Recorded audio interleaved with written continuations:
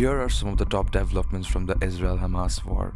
The US has defied appeals from its Arab allies and the UN Secretary General to back an immediate humanitarian ceasefire in Gaza.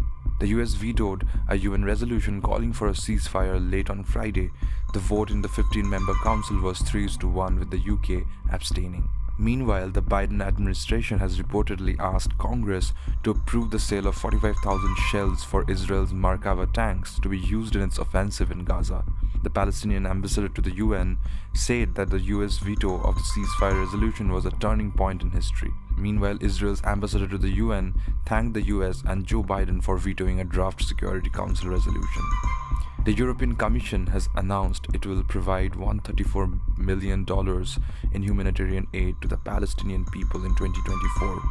The funds will go towards supporting humanitarian organizations working both in Gaza and the occupied West Bank. Israeli warplanes struck parts of the Gaza Strip overnight into Saturday in relentless bombardments. The latest strikes came a day after the United States vetoed a United Nations resolution for ceasefire.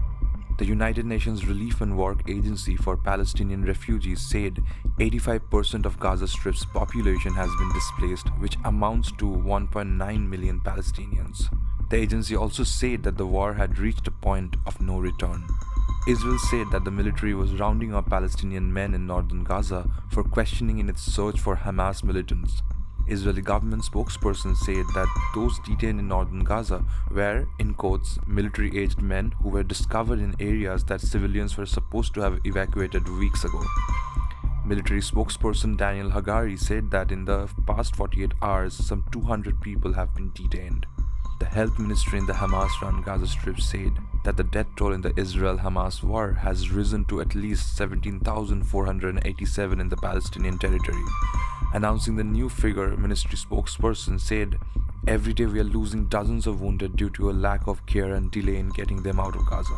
For more updates like this, please follow the Indian Express on YouTube as we cover the various issues emerging from the ongoing Israel-Hamas conflict.